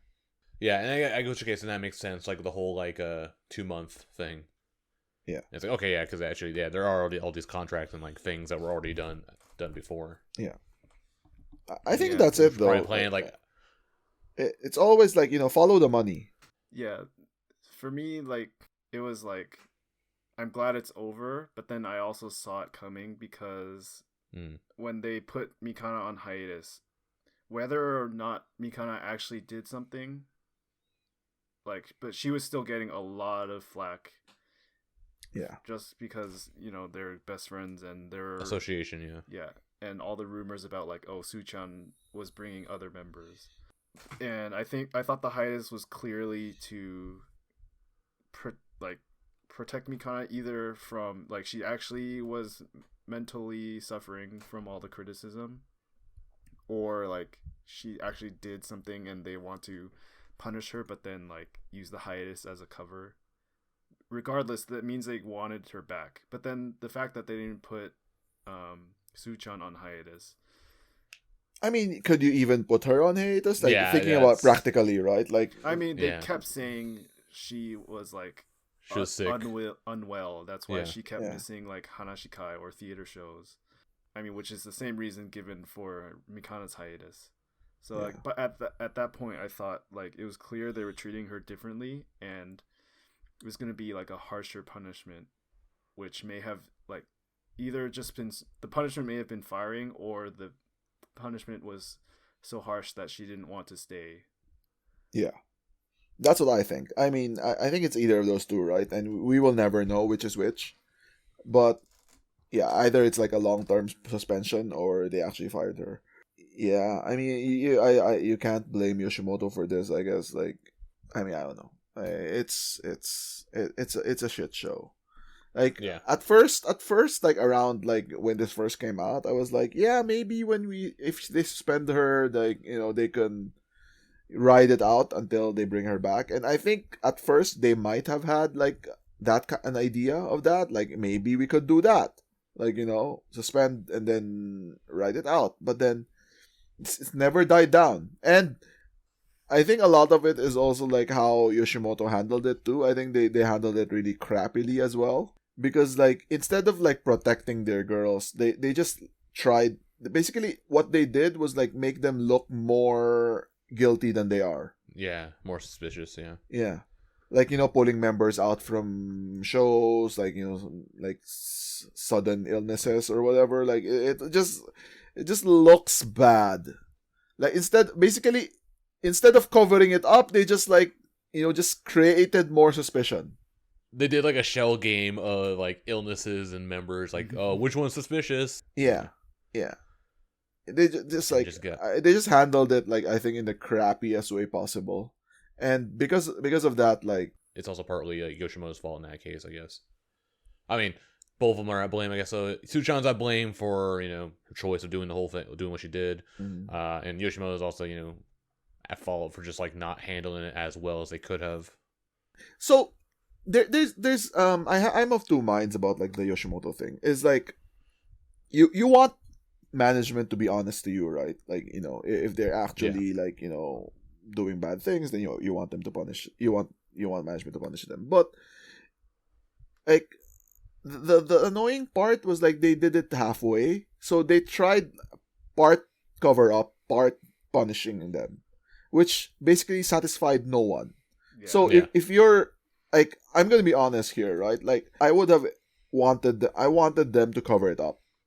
I have no idea what you're talking about. No, who is Yokoyama Yu? I don't know who he is. Yeah, is that Yokoyama Yui's sister? Yeah, it's probably Yokoyama Yui's brother, right? Yeah. Anyways, so is also from Kyoto. So, you could go that way, right? The no comment, whatever. Play dumb. Yeah, play dumb, like full cover up, like which is what Johnny's did. Yeah, which is I mean Johnny's used to this, right? So they know how to handle this bullshit. Yeah. And you'd think like NMB and like 48 would be experts at this too. But they're not. Or you go like full no holds barred, right? Like no prisoners taken, like total scorched earth. Yeah, I mean that's the other way you could do it, right? Like basically to show your in Japanese they say seijutsa, like your honesty, right, to the fans, saying, okay, we hear you, okay, yeah, fuck Suuchan, so goodbye, right? That's the other way of doing it. Yeah. Or even like we're suspending her for 3 months. Just announce that. But they do like the halfway thing where it's a half cover up, but they also like make her look as guilty as possible. So it just like annoys everyone. And so so many other members look super guilty, right? Like Hinacho's graduation. Yeah. Or like Shinshin or Manati. Like fucking, I'm gonna tell you right Manati. now, right? Manati 100% has nothing to do with this. But like but because of how like shittily like Yoshimoto handled it, like it looks like she had something to do with it when clearly she had nothing to do with it. Yeah, like why is she graduating without a graduation show? It's just it's massive shit show. Like I would have respected them if they took any of the two options, but they just didn't. And went full and went 100% with it, not this halfway bullshit. Yeah. Exactly. So maybe like whoever's listening to this, how would you have handled it? Let's say you're NMB management. How would you have handled it? Because I gave my opinion, right? How I would have handled it is I would have played dumb. Just a total cover up. Yeah, massive cover up. Like no one's guilty. Like all our girls are pure. How would you have handled it, man? Yeah, I would have done that too. Just play dumb. I think it goes back to the whole like, hey, you've been in this long enough. You should know how to do this. Yeah. From experience, that works, right? Yeah, I mean it dies down. It worked for Johnny's. Right? No, it works for Kashiwagi Yuki. Yeah, and then even like Michan's like second scandal. No, like they didn't care. I mean, she already had like the whole. You can't top shaving your head off. Yeah. So, I think we're in agreement. So. Yeah, Geoff, you too? Yeah, just needed a quick judgment, not this dragged out thing. That's why my primary feeling is like, finally. Let's read this one comment from the last episode. It comes from JS357S. They say, what really bothers me about the scandals is that the girls are being used by guys that don't care about them. I know the girls do this willingly, but it's not right for the guys to be pigs and for members to have such little self-respect. Yeah, essentially, yeah. We're in like the weird like patriarchy, like whenever there's like any kind of these scandals, the women are always the ones that getting like punished, like crucified, whereas the dudes just get away. Yes, but like I don't like the. I mean, I apologize to JS357, but like I don't like how you framed it though, because you're taking agency away from Suuchan. Basically, like, Yokoyama Yu is an asshole. Why did she go with him or whatever, right? But I mean, it was her choice. Like, no one forced her to go to that hotel in Kyoto. Yeah. So I mean, we can bitch about like, and I talk about this all the time on the Discord, is that it's the patriarchy, right? It's bullshit. Like, especially in Japan, where women are seen as things, and that's things bad, or quote unquote like inferior. Like I saw this thing yesterday about how high school entrance exams they have to like adjust the scores because girls were doing so much better, like they were passing way more than men. That they had to lower the scores for men so that they could keep up with the girls. That was a few years ago. It was a scandal. That was like a medical school, I think. Also, yeah. It was a medical school. Well, they were like doing intentionally like limiting how many women could get admitted. That's like reverse affirmative action. Yeah, they were curving negatively for girls because they wanted more men or something. It is the fucking patriarchy, right? Like like even like, and it's I have to be careful about this because we're in this hobby where it does promote the patriarchy. So we you can talk about like as like feminism a or bunch whatever. of men are talking about how yeah, and we just get canceled, right? But yeah, right. so I mean, we're not gonna make this into a whole like political debate, but it is pretty fucked up. Like how, like this comment, right? They do have a point, but I don't like the like. I mean, it was Suuchan's choice, but it doesn't take away from the fact that like obviously like these Johnny's guys, right, were like specifically Yokoyama Yu. I don't know about the other guy. Apparently the other guy is kind of like her boyfriend ish, and Yokoyama Yu was like just her playing around. Like clearly he doesn't give a shit about her, right? Like he was just she was just a side piece in Osaka because he was bored in Osaka. So in that sense I agree. Like dude's an asshole, and clearly he was just objectifying her. There was a similar thing with a few years ago. You remember Becky, the talent though? It's just like half British, I think. Yeah. And like she got caught in a scandal with a married dude. Married dude got like set free. Yeah, and she got canceled. But she got completely canceled. Like she was on ETQ, got removed from that, and a bunch of other TV. I mean, she hasn't recovered. Like how many years ago was this? Like 5 years ago? Like she still haven't recovered. Something like that. Yeah, like I think 2017 or so. Yeah, and it's total bullshit. Like, I mean, well, like cheating on your spouse is like one of the biggest no-nos in Japan. Like, they really really look at it negatively, but especially for women. I think the thing with Becky, like she didn't even know the dude was married when they got together, which is also a thing. Oh yeah. She didn't know that he was like a band. He was like a lead singer for a band or something, and she didn't know that he was married. Yeah, now I remember. Yeah, that's bullshit, right? Yeah. The dude's like so a scumbag. Got scumbag, and then basically like, entrapped her, and then ruined her career. Yeah, that's fucked up. Yeah, but yeah, I guess that's kind of just like it, like our take on the whole Suuchan situation. Like we didn't really like touch too much on it last time. We just kind of do like the hard, cold facts last time, and then this is, I guess, more of the opinionated, like hot takey thing that people come to love from NMB Takoyaki Party. Let us know what you think about the whole Suuchan situation. Or actually, well, we did it last time. We don't really need to know any more about the Suuchan situation. But I guess like the thing Ryan pointed out, like, hey, if you were NMB management, how would you have handled this kind of situation? Yeah. Would you try to cover it up? How would you have made it not a shit show? Murder everyone. Yeah. Give us your pro tips how not to be a shitty manager. Yeah.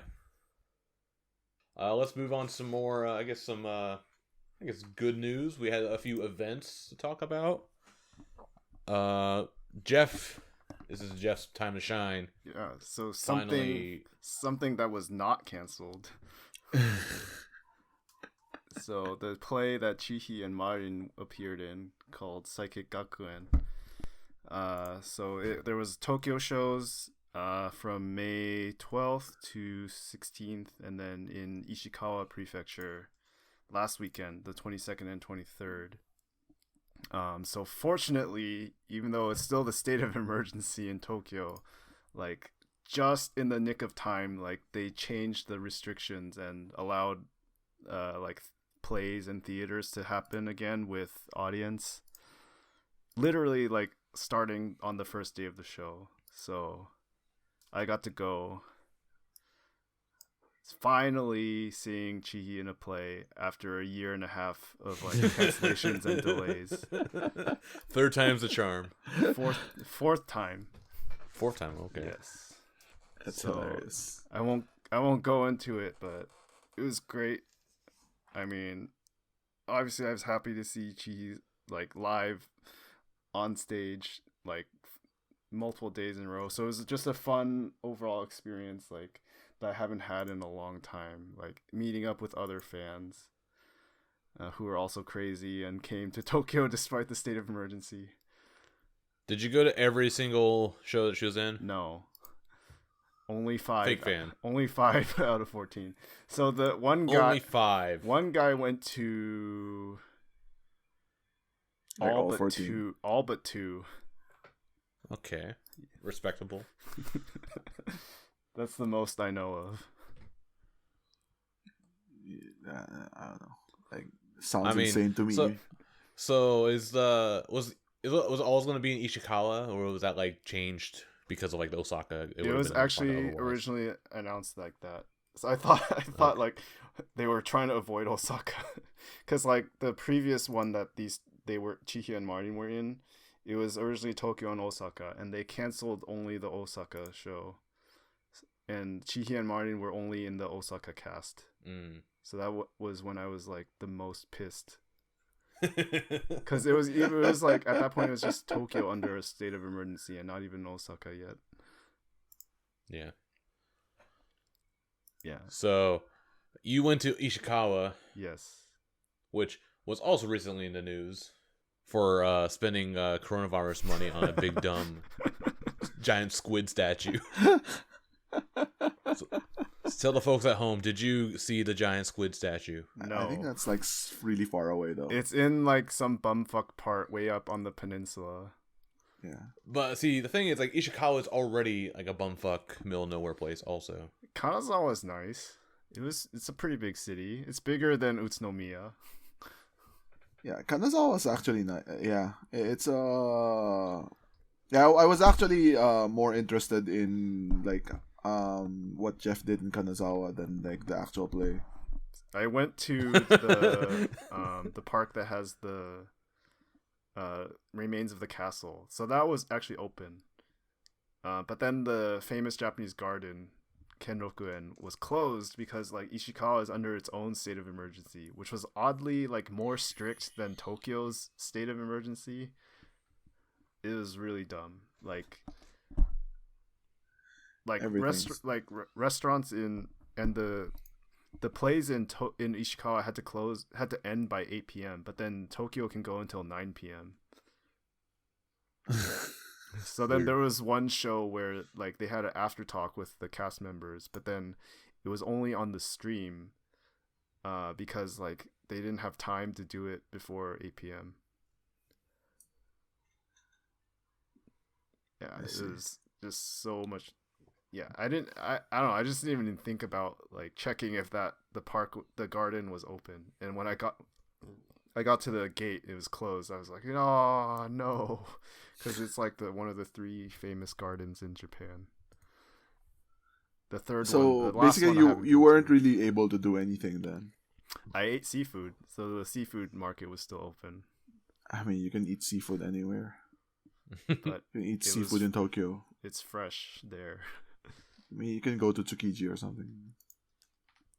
Didn't Tsukiji close? I know. I was hoping you would have picked okay, up. Toyosu Market. Yeah, I know. Yeah. Actually, the play wasn't even in Kanazawa. It was in Komatsu, which is a really small city, like 30 minutes by train away from Kanazawa. And there is absolutely nothing to do there. So you go there, but not to Giant Squid Town. Because Chihhi's there. You need a car to go to the Giant Squid Town. Yeah. Okay. Well, that's a fair argument then. I'm just saying, you go all the way to Ishikawa and you don't see the big dumb thing. That's like me going to Kawasaki and not going to Panda Express. Oh my god. Jesus Christ, that has nothing You had to do one job. You had one job, Geoff. That has nothing one to do job with that only a very small segment of the population cares about. Yes. Yeah. Just Matt, basically. I was like, because of the meme or whatever. Because it made national news. Or international news. Geoff would have had to drive there, so I'm pretty sure he wouldn't have done that. After this is all over, we can go to Kanazawa. We can go to Ishikawa. I can go to the garden, which I missed out, and then we can go to the squid statue. Squid statue's probably gonna get like demolished or decommissioned or whatever by the time that happens. Anyway, I guess interesting with this play, some Nanabu no Niju ni members were also on the play. That's not very interesting. That's not very interesting. Bonus. I don't know. Bonus crumbs for the people who also like Nananiji here.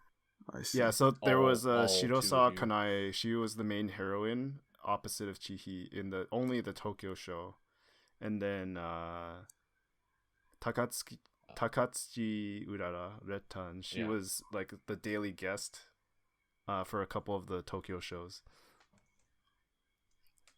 Yeah, they're cute. And then they have like some weird like meta commentary making fun of NMB.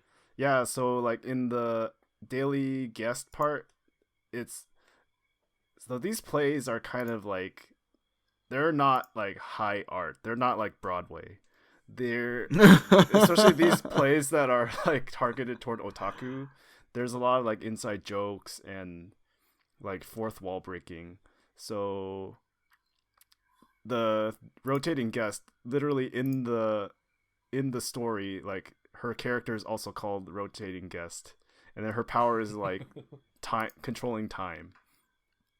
And then like there's a part where they in the script where they said like, oh, I need to like make this story really interesting for all the otaku who like ruin their schedules to come here and watch me. And then there's like this ad lib part where every day they would like come up with a new way to make fun of NMB. Like, oh, there's this idol group I'm trying to think of. Like, who is it? Like, Namba. There's this member called like Kawakami, and like Shobu. I don't know. And then like another character is like, no, it can't be those nobodies.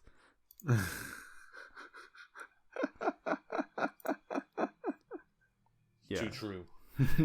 Yeah, I know. It's like too close. When something hits too close to home. Yeah, fuck you. Stop.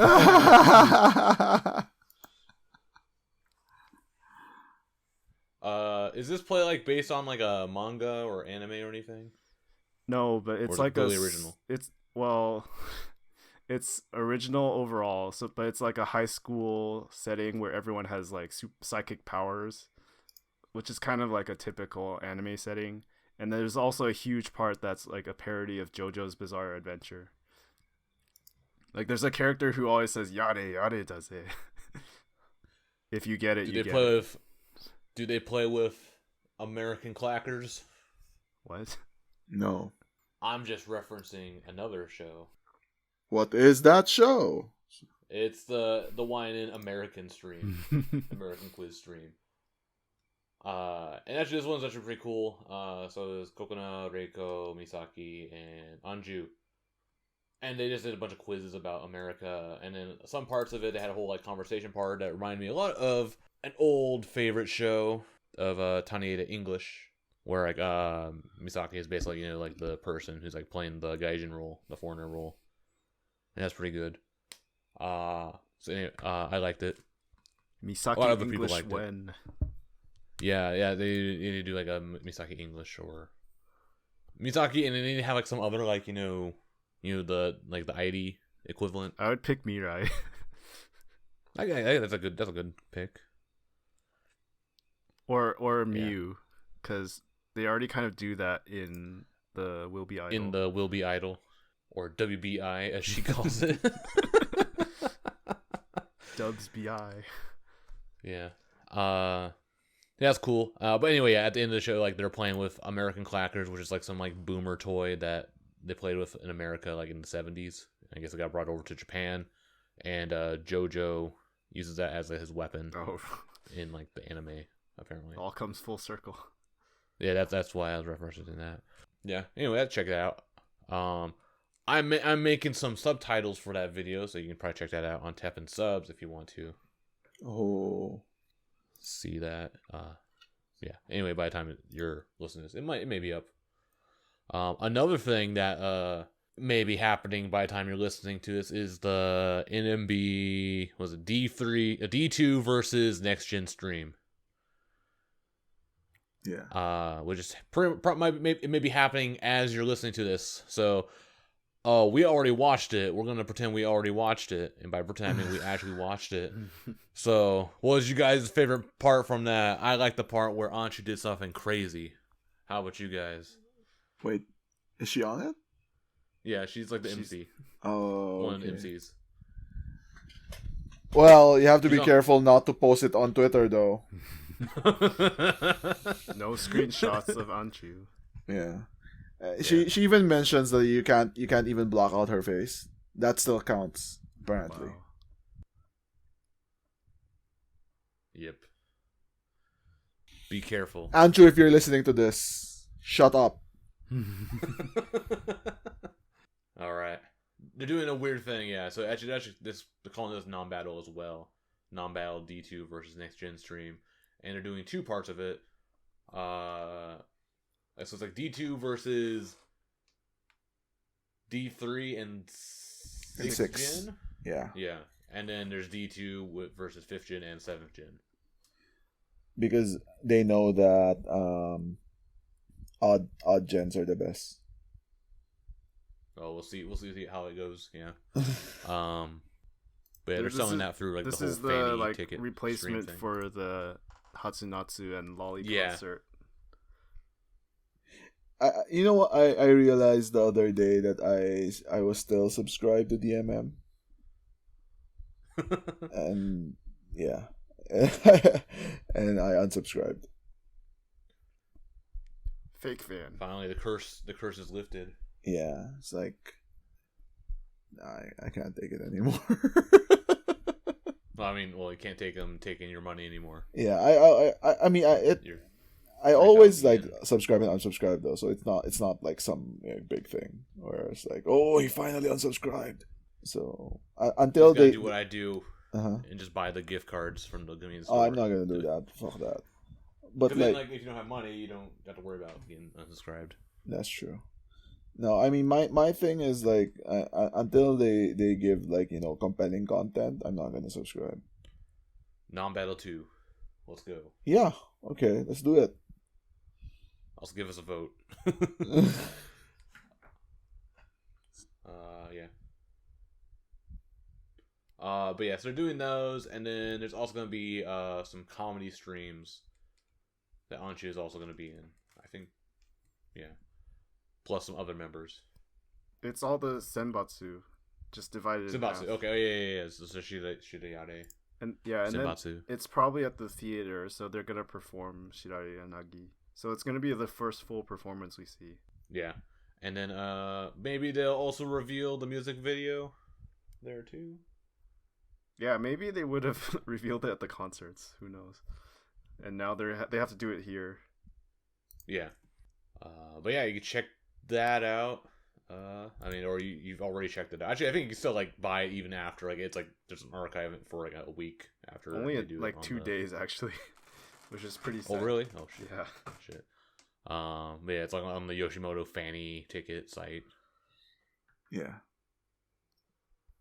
It's good. So it's easy like to rip. 15.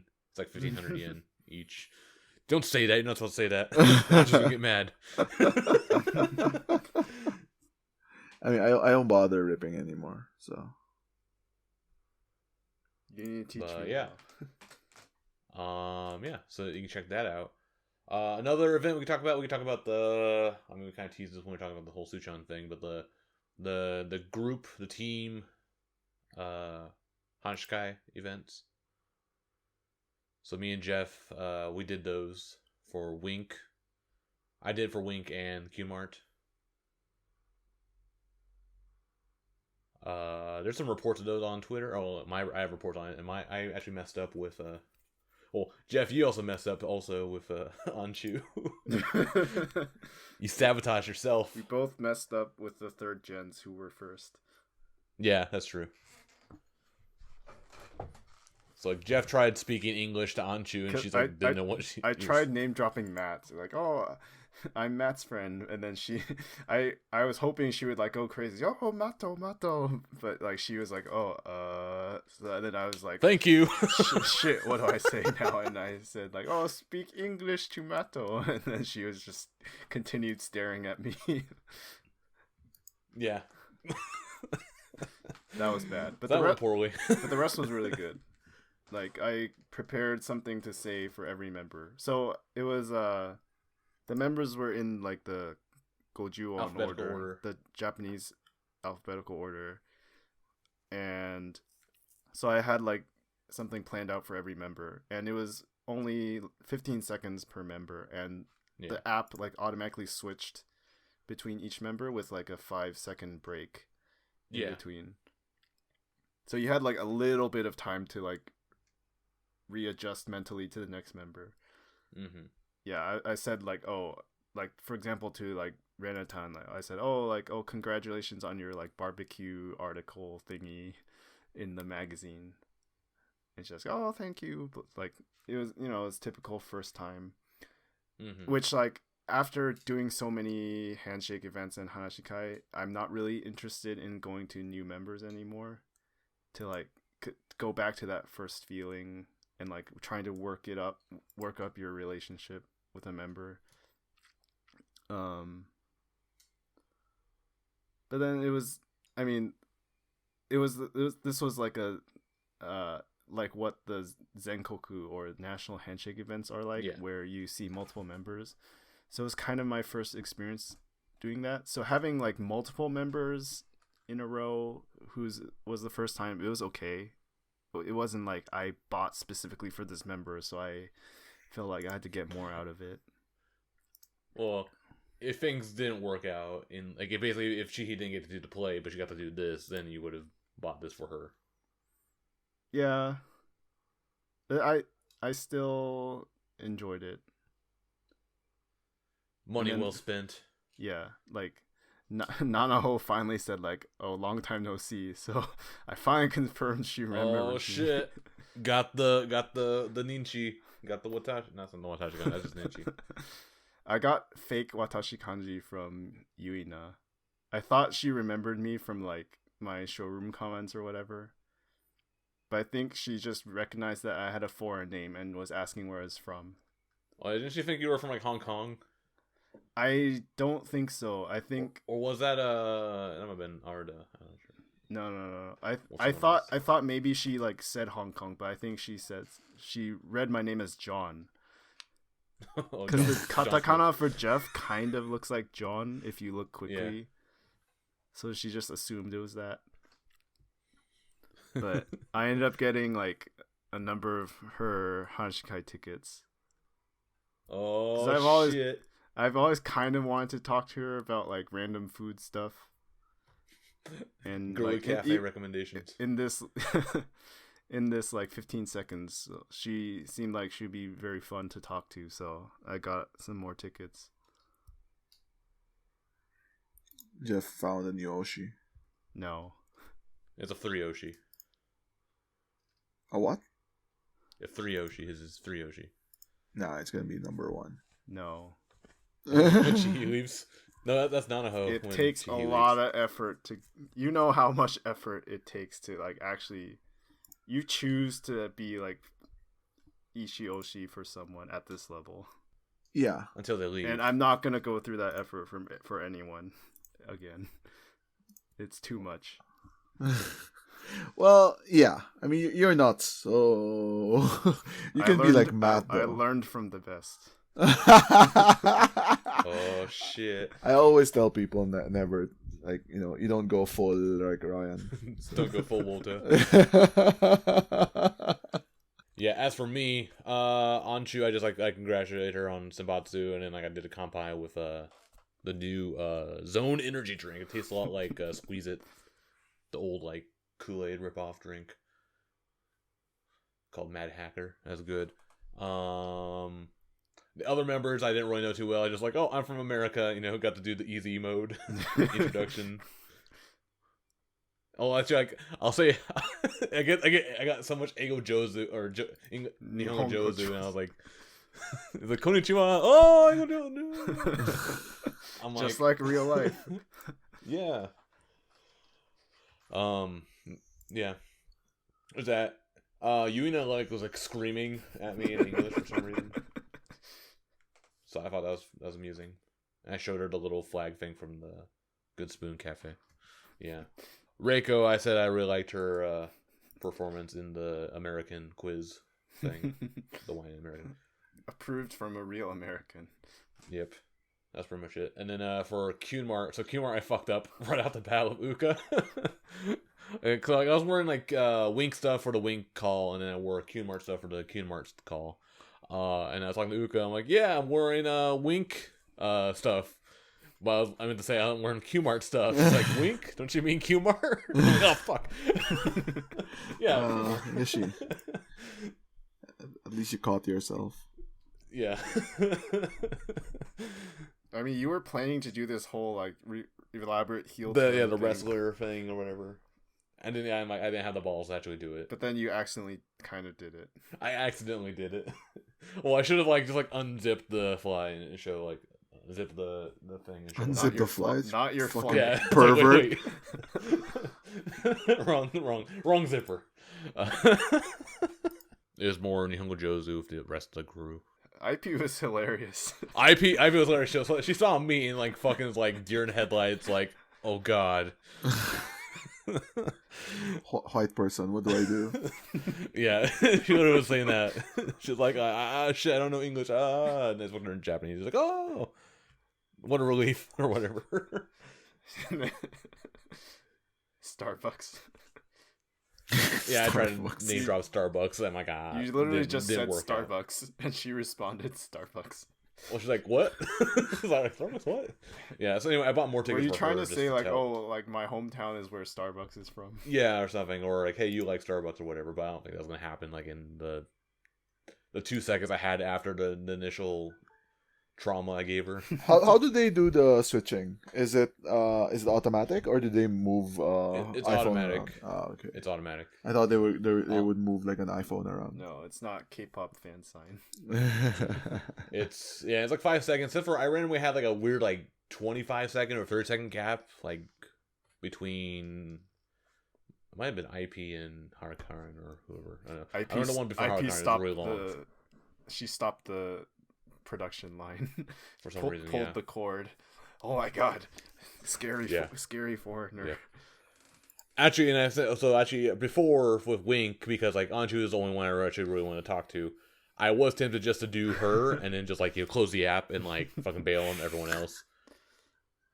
No, don't do that. Fucking asshole move. Exactly. That's why I didn't. I was gonna realize like, well, they just see like a blank screen for like 15 seconds or whatever, and that'd be weird. Yeah. So I wonder if that's like what happened like with the like person before me or whatever, like before Karen or after Karen. If that screwed up the whole thing, I don't know. Because that's always like the weird thing. Like I guess it's like a weird thing. It's a benefit of us being online is you could actually do that with members you don't care about. Whereas at an actual in-person National Handshake event, you can't really do that. You could like just not talk to him or try to skip past him, but you look like a major asshole, and it's in person. And you make the girls cry.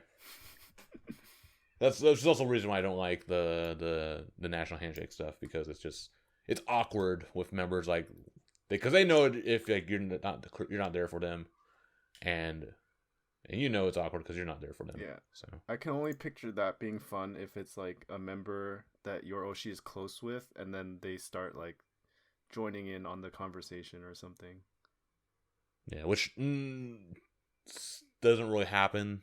It usually doesn't play out like that sometimes. But even that happens at the Kobetsu events, at the individual events sometimes. It went like when Yuri introduces Okada Nana, or what was it that, or someone else? Oh, Okada Nana crashed Ryan's last handshake with her. It's pretty cool. Yeah, or there's like the time where I made Anshu scream and then made Yuri stop talking to Ryan's friend. Because they were right next to each other. Yeah. Yeah. Anyway, it was fun. I guess it's okay. It's okay. I think with the non-battle teams, I think actually is like a good way, especially because like, for Geoff and I, like we're like so invested with like these teams. You get to know the members a lot better from that. But yeah, that's good. Okay. We don't really have much else to talk about. Let's see. We forgot to talk about this comment when we talked about the whole Shida Yadage stuff, but Jay Lee left a comment about why Yumin was chosen for Senbatsu is because she is the best of the old Jin leftovers. And Senbatsu this time was 7 old gen and 7 new gen members. So from the old gen, the leftovers are Yumin, Shion, Miki, and Yuzaha. And from those members, management probably felt that Yumin was the best. Also, very happy that Anju finally got chosen. I mean, Yumin was already in Senbatsu last time, so she's not really a leftover. Like, it was kind of as much as it's like a carryover. Yeah, from all the graduations that happened, it was like by default she was kept in. Yeah, whether there's like there's a discussion like whether she was gonna like get dropped, or the guy just easier to just keep her. But yeah, if you have a comment, if anyone's listening and you have a comment for the show, you can let us know in the YouTube comments section. We'll read those on the next show. You can also email us at nmbtakoyaki.party@gmail.com. Also hit us up on Twitter. We have all the links to our accounts on there.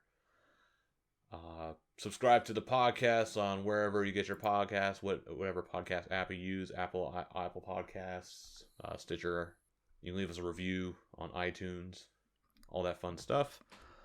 And yeah, until next time, it's going to do it for this edition of NMB Takoyaki Party. Thanks for listening.